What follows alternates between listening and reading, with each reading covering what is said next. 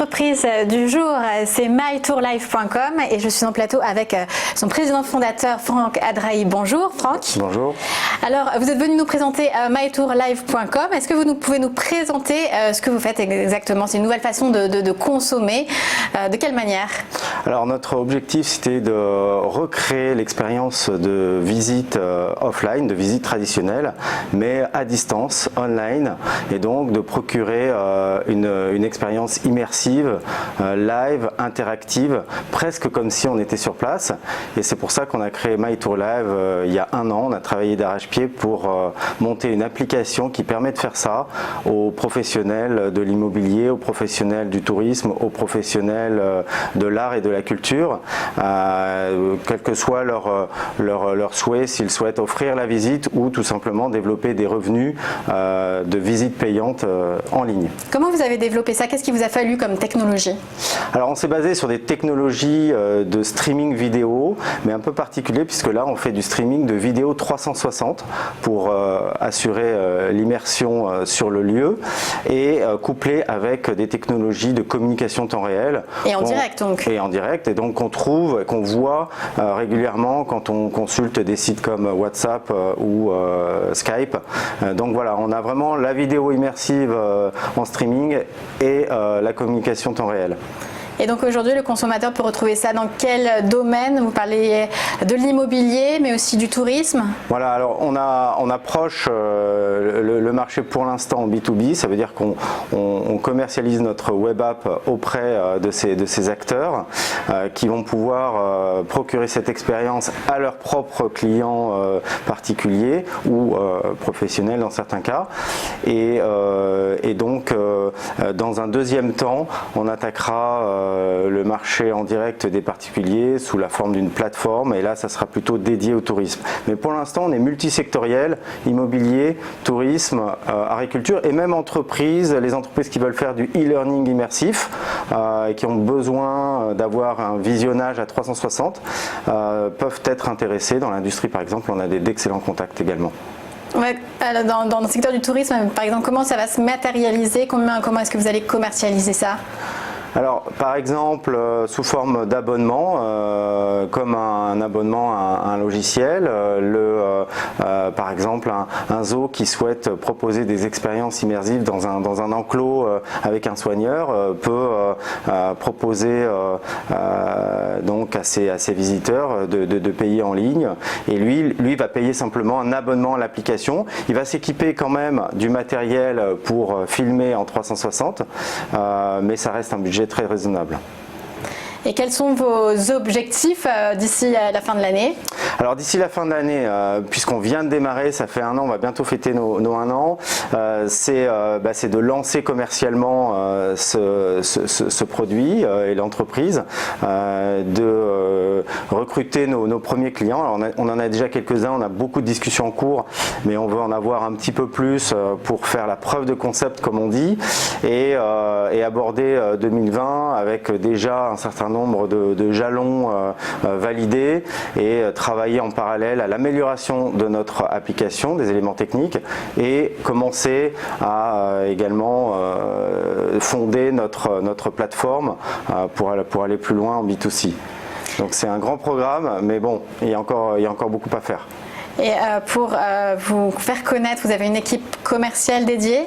Oui, alors pour l'instant on a une petite équipe commerciale, on va essayer aussi d'avoir des partenariats avec des indépendants, on va travailler aussi sur les réseaux sociaux, donc on n'a pas encore les moyens d'avoir une force de vente très déployée, mais on avance et l'objectif encore une fois c'est d'avoir des premiers clients de référence pour faire effet boule de neige et ensuite pouvoir aller beaucoup plus loin, que ce soit dans l'immobilier, dans le tourisme. Alors on a un incubateur aussi sur Marseille qui s'appelle Provence Travel Innovation, qui va nous aider à ouvrir les portes de tout l'écosystème du tourisme local, et donc ça aussi ça va être un levier intéressant à exploiter.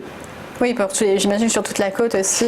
Il y a beaucoup de structures de tourisme, et pour l'immobilier résidentiel de luxe, c'est aussi un bon spot pour notre développement. Comment vous avez eu l'idée de créer ça? En fait, moi j'ai une expérience d'expatriation à Tahiti. Tahiti, c'est une destination très difficile d'accès parce que c'est loin, et je me suis dit comment on peut faire pour finalement procurer l'expérience Tahiti, mais à des personnes qui ne peuvent pas se déplacer. Et du coup, l'idée a cheminé, la vidéo immersive, l'interaction avec le professionnel ou le guide sur place.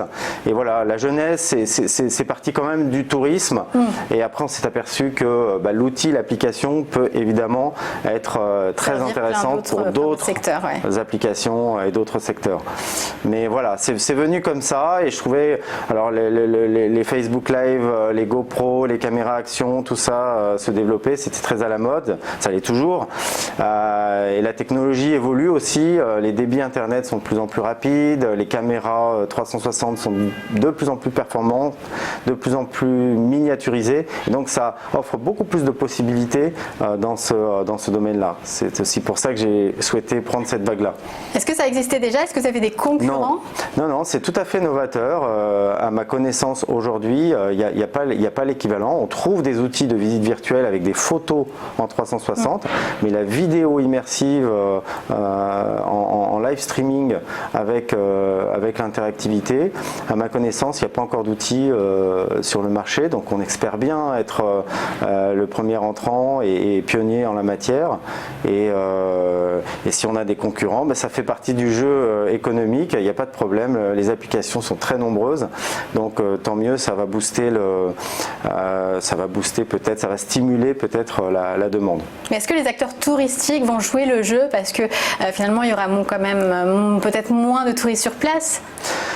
Alors le but, c'est pas vraiment d'apporter une solution de substitution aux touristes. Il y a pas mal de gens qui aiment bien en préparation de leur circuit avoir un avant-goût, une sorte de prévisite, une première expérience. Donc on va être sur des formats courts d'une demi-heure, 40 minutes, qui va permettre de découvrir un lieu et de donner envie peut-être d'y aller, et peut-être même de faire la visite grand format avec le guide qui a fait la visite en ligne. Exactement. Donc pour bien des personnes, c'est une première étape. Après, ça peut être aussi effectivement pour les personnes qui sont dans le handicap ou seniors, qui ne peuvent pas se déplacer ou qui n'ont pas le temps tout simplement, une solution de substitution, mais ce n'est pas forcément dans la majorité des cas. Et puis ça peut être tout simplement un moment de divertissement ou d'apprentissage en famille. Le dimanche, quand il pleut comme aujourd'hui, c'est un divertissement comme un programme TV, sauf que là, c'est beaucoup plus interactif, on visite presque comme si on y était. Donc il y a plein de contextes d'usage dans l'éducation, la pédagogie, dans les écoles également, pour illustrer des enseignements, ou pour faire des exposés, pour préparer des exposés pour nos chers étudiants. C'est très intéressant. Et est-ce qu'il y a une possibilité d'utilisation avec des lunettes 3D? Alors oui, le casque de réalité virtuelle, c'est possible de l'utiliser. À ce moment-là, on met son smartphone dans le casque, et en effet, on peut être encore plus immergé dans le lieu, puisqu'on peut regarder dans toutes les directions juste en tournant la tête. Alors que si on utilise un PC ou une tablette, on va naviguer dans la scène avec la souris ou avec le doigt si l'écran est tactile. Mais c'est pas une obligation. On sait très bien qu'aujourd'hui, tout le monde n'est pas équipé d'un casque de réalité virtuelle, même si c'est beaucoup plus accessible qu'il y a quelques temps. Donc tout simplement, un écran connecté, ça fait bien l'affaire et ça donne quand même des sensations très sympathiques. Donc un écran connecté, on se connecte sur votre site, et sur l'application, on la télécharge? Alors non, justement, il n'y a pas besoin de téléchargement, c'est ça qui est bien, c'est une web app, ça veut dire que nous, on fournit un lien, en tout cas celui qui organise la visite va envoyer une invitation avec un lien d'accès à ce qu'on appelle la Visit Room. Donc à chaque visite, il y a un lien. Exactement, un peu comme fonctionnent les logiciels de visioconférence. Et en fait, le visiteur va cliquer sur le lien et va directement entrer dans la Visit Room, et là il aura directement accès au player pour le visionnage et aux fonctionnalités de communication temps réel pour discuter, poser des questions au guide ou aux professionnels du lieu. Donc c'est simple et puis adapté. C'est très simple, tant dans l'utilisation côté visiteur que dans la diffusion côté guide ou côté professionnel, puisque même le matériel, la vidéo en 360, c'est vraiment très simple, c'est à la portée d'un enfant de 10 ans, c'est du on-off, il n'y a pas de production audiovisuelle, donc on shoot et ensuite on télécharge la vidéo dans l'appli et on peut l'utiliser comme support de visite. Alors en différé ou même en live, donc ça peut être diffusé en live. Alors c'est un petit peu plus compliqué parce qu'il faut avoir une bonne connexion internet sur le lieu de captation, mais c'est possible aussi. Donc voilà, le live, le différé avec la communication en temps réel ou tout simplement le replay, comme n'importe quelle émission télévisée. Si on a loupé la séance, on peut toujours se rattraper avec un replay, et c'est quand même un replay très immersif, donc c'est quand même sympa même s'il n'y a pas l'interaction.